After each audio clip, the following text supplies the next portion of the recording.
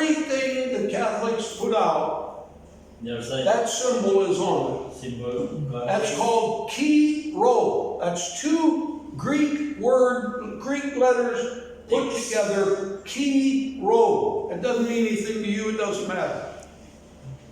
If you get a Catholic Bible, it'll have that on the front. If you open the front page, it'll have that symbol. If you look at a Catholic priest's robe, it'll have that symbol on it.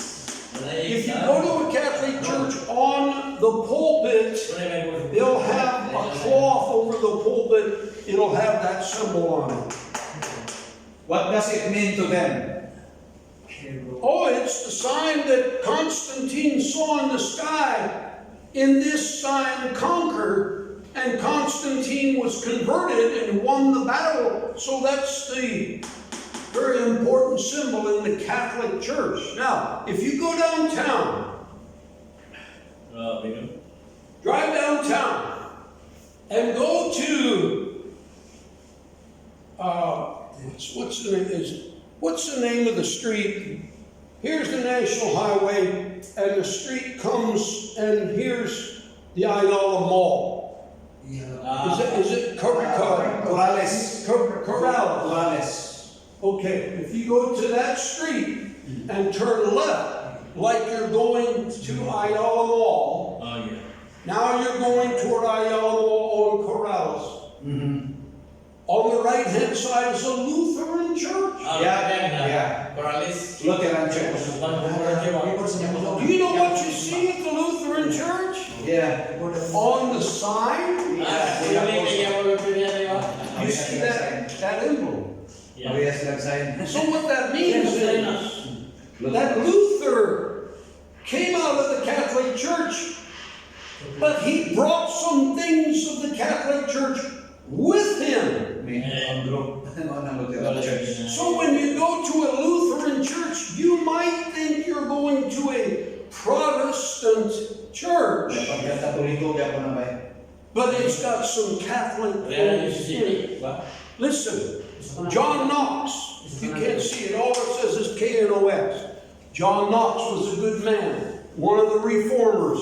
He was a good Bible believer. He was a Catholic, and he left the Catholic Church and joined the Protestants. Those that protested, Protestant, those people that protested against the Catholic Church. No purgatory, no marriage. They protested. John Knox started his church in Scotland. I have been to John Knox Church. It's still standing. Beautiful black stones, half as big as this room, built this huge church. It's Presbyterian. So, Martin Luther started the Lutheran church. John Knox started the Presbyterian church. You've heard of it. John Knox. I went inside John Knox church. Do you know what's inside John Knox church? Idols. Idols! I couldn't believe my eyes. Do you know what John Knox did? He came out of the Catholic Church, but he brought some things of Catholic with him.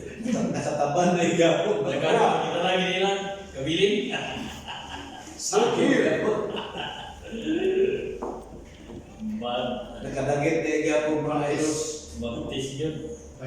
Baptists are not Protestants. One of the reasons why I am Baptist, and if someone took the name Baptist off of my church tomorrow, it wouldn't bother me a bit. Yes. If it said Bible Believers Church of Lumbia, I'm fine with that. But I put Baptist on it because Baptists were never Protestants. Protestant, look, Protestant, Luther, Knox, they used the symbols, they had the idols, they prayed to saints. That's Catholic. Baptist was never in the Catholic Church, so they never had to come out of the Catholic Church as Protestants. They have their own history that goes back even before 325, 315. There were Baptists even before the Catholics. There were Baptists before the first Pope. In history, there were Bible believers all the way back to Peter, Paul, Mark, Jude, James. All of those were Bible believers. And there were people that believed the Bible all the way back to Christ. I like that history better than Protestant history, which drags part of the Catholic Church with them. One more thing and we're done. But sir, why is it that generally people, if you are not a Catholic, the mindset of all those people in the Catholic group will automatically call you Protestant. So they consider just only two groups. If you are not a Catholic, then automatically you are a Protestant. Because they're ignorant. Yes. And they don't know what you now know. Right. When I went to Ireland as a missionary, in Ireland, Northern Ireland, there's Catholic and there's Protestant. Yeah. And that's all there is. So when I moved there to start a Baptist church, the people, my neighbors, they said, "Are you Catholic?" I said, "No." They said, "Then you're a Protestant." I said, "No."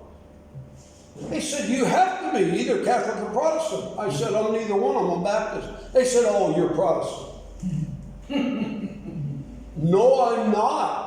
I was never part of the Catholic Church, so I didn't have to come out of the Catholic Church. I have a pure history of Bible believers. I am a Baptist. Now, one more thing. It was Brother Joel that talked to us and told us about a mixture of truth and error, right? Yeah. And I used the illustration, if your wife on your wedding day said, "I will be true to you 29 days out of the month, but one day I'm going to spend the night with another man."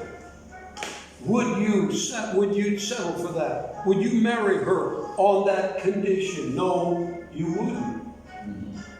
So a mixture of truth and error won't work. Now, real quickly,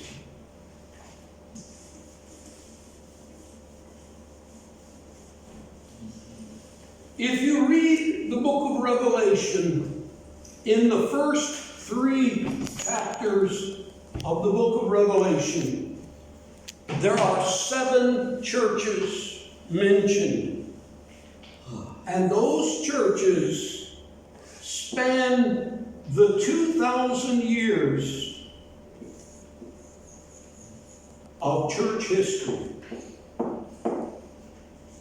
And the first one is Ephesus. The second one is Smyrna. The third one is Pergamos.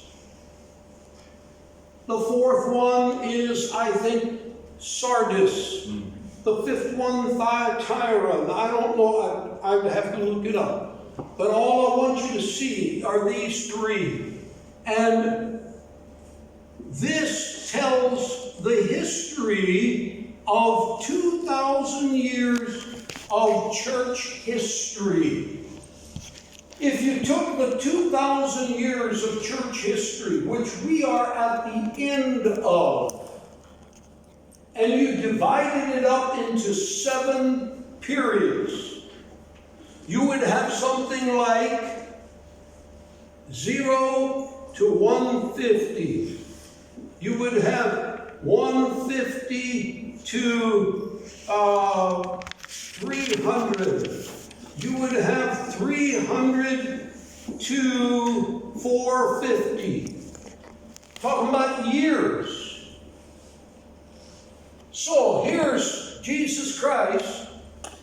started the church. Then you go forward for 150 years. The condition of the followers of Jesus Christ is described in the book of Revelation in chapter 2. If you read the church at Ephesus, the Bible says they were good people, but they left their first love. The people that were Christians and followers of Christ in the first 150 years